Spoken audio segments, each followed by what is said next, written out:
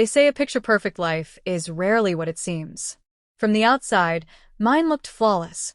A beautiful home in a quiet neighborhood, a husband with a high-profile job, and a golden retriever named Max who never left my side. But behind those polished walls lived a silence too loud to ignore. My name is Zara. I married Omar 6 years ago. He was the kind of man who turned heads when he entered a room, tall, articulate, confident. A financial consultant who climbed the corporate ladder fast, Omar was always flying. New York 1 week, Dubai the next. He provided everything, except his presence. At first, I didn't mind the long absences. I convinced myself it was temporary, that we were building a future. But as years passed, the temporary became routine, and our marriage started to feel like a long-distance arrangement between two polite strangers. Max, our golden retriever, became my only true companion. Omar had gifted him to me on our 3rd anniversary, saying, "He'll keep you company when I'm away." Max did more than that. He sensed every shift in my mood, perking up when I laughed, resting his head on my lap when I cried quietly during dinner. He was never just a pet. He was family. It was during one of Omar's extended business trips that I began to notice something odd. Max would behave strangely every time Omar packed his suitcase. He'd whimper as the luggage came down from the closet, then stand at the front gate for hours after Omar left, tail still, eyes fixed on the road. But what puzzled me more was what happened after. By the 2nd or 3rd day, Max would start getting restless, not the playful kind of energy he usually had. He'd pace near the front door at exactly 6 p.m., bark at shadows, and scratch to go outside even if he'd just been walked. He acted like he was waiting for someone. And then one evening, as if driven by instinct, Max darted toward the front gate, barking like he recognized something or someone. I followed, confused. The street was empty, but Max wouldn't move from his spot. He just sat there, ears perked, as if he knew something I didn't. I brushed it off. Maybe he missed Omar. Maybe I did too. Still, that night, something gnawed at me. I stood in the kitchen, stirring tea for one, watching Max curl up by the window, eyes still on the gate. And for the first time in months, I asked myself aloud, what exactly is it that you see out there, Max?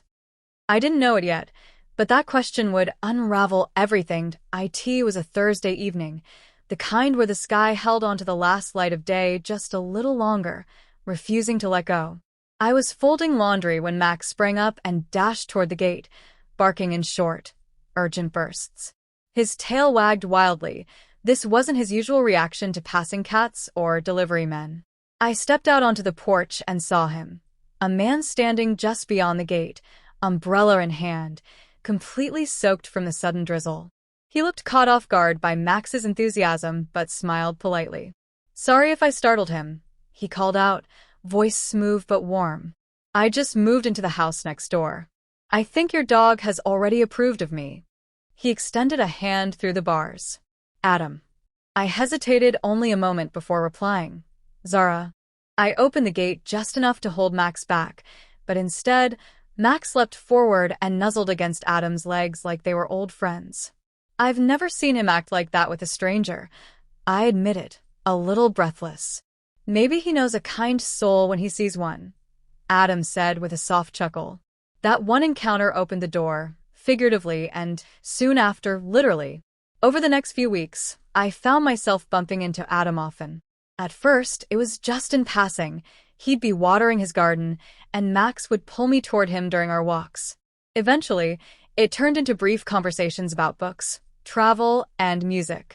He had a calm energy, the kind that didn't ask for anything but gave you room to breathe. Unlike Omar's hurried calls between flights, Adam had time. Time to listen. Time to ask how I was, then wait for a real answer. One afternoon, as Max laid sprawled at Adam's feet while we chatted under the shade of a tree, I found myself laughing, really laughing, for the first time in months. He looked at me, his expression curious but kind. "You seem like someone who's forgotten how to be seen," he said gently. "But I see you." The word sat heavy in the air, not flirtatious, not forceful, just honest. I didn't reply. I couldn't. But something inside me shifted. That night, I sat by the window, watching the rain slide down the glass, Max sleeping at my feet. My phone buzzed, a text from Omar. In Tokyo. Don't wait up. Meeting's late. I stared at the screen, then turned it face down. Outside, Adam's porch light flickered on. Through the window, I saw him pick up Max's forgotten leash, the one he'd carried after today's walk. He hung it on the gate gently, like it mattered. And suddenly, I couldn't tell if the ache in my chest was guilt or longing. It was supposed to be a quiet evening, the kind I had grown used to, one where silence filled the corners of the house like uninvited guests. Omar was in Singapore this time. Max, restless as ever during his absence, kept pacing between the door and the window. I was curled up on the couch, a half-eaten dinner beside me and a movie playing in the background I wasn't really watching. Then came the knock. I opened the door to find Adam standing there, slightly out of breath, holding a small plastic container. I made too much chicken korma, he said, smiling. Thought you and Max might want some. I should have said thank you and closed the door. But instead, I stepped aside and heard myself say, "Come in. I could use the company." It began so innocently. We sat across from each other at the dining table, the conversation flowing easily, like a current I didn't realize I'd already been swept into. He made me laugh over stories from his travels. I told him about my dreams, writing, photography, the little bakery I once wanted to open. "I can still see it," Adam said, leaning back, eyes soft. "You, in an apron, dusted with flour, smiling at everyone who walks through the door." I looked at him, surprised. Omar had never remembered those details. Not even once. After dinner, we moved to the living room. Max settled between us, a warm barrier that somehow felt like permission. The movie resumed, though neither of us paid attention. At some point, our hands brushed. I froze. He didn't pull away. Neither did I. The air thickened, not with lust, but with something more dangerous. Emotion, recognition, a kind of shared ache. "I shouldn't be here," Adam said quietly. "I shouldn't have let you in," I whispered back. But neither of us moved. For a long moment, we sat in that space between what was right and what we wanted, unsure of which path we'd already chosen. Then Max stirred, letting out a low, almost disapproving grunt as he repositioned himself on the rug. It was like a spell broke. Adam stood up, smoothing his shirt. "I should go," he said, avoiding my eyes. I nodded, though a part of me wanted to reach out and stop him. As he stepped toward the door, he turned and said, "Zara, don't forget who you are. Don't let the silence make you forget." The door closed gently behind him. I stood there for a while, my heartbeat uneven, staring at the empty space where he'd been. That night, I didn't sleep, because in that blurred moment of closeness, I had crossed a line, if not in action, then certainly in heart. And hearts, once stirred, are rarely quiet again. Days passed, but the echo of that almost moment with Adam lingered in everything I did. I avoided the gate, avoided his eyes through windows, and most of all, avoided myself in the mirror. Guilt had taken up residence in my chest, pressing down with every quiet second. Omar returned earlier than expected. I heard the car door slam while I was watering the plants. Max ran to the gate, tail wagging in a frenzy, an excitement he never showed for anyone else. I watched Omar walk up the driveway, suitcase in one hand, phone in the other. His eyes met mine, and for a second, it felt like the years fell away. But only for a second. "Hi," he said simply, stepping inside. We settled into our usual rhythm, polite conversations, quick meals, separate routines. But something felt off.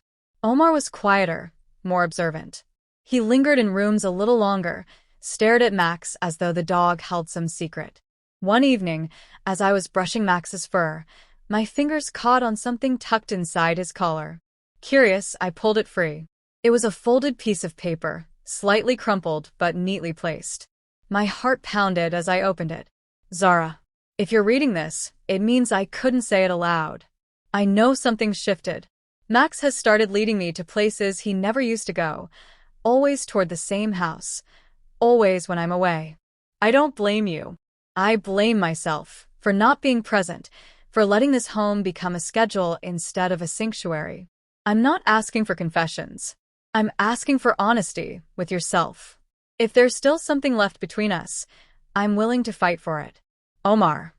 My breath caught in my throat. He knew. Not everything, but enough. Max looked up at me with his big, knowing eyes.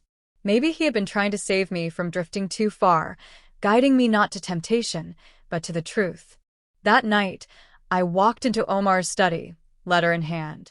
He looked up, not surprised. I found it, I said softly. I hoped you would, he replied. We didn't shout. We didn't cry. We talked.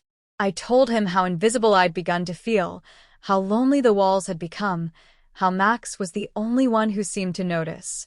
He listened, truly listened, for the first time in what felt like years. And then, gently, he reached across the desk and held my hand.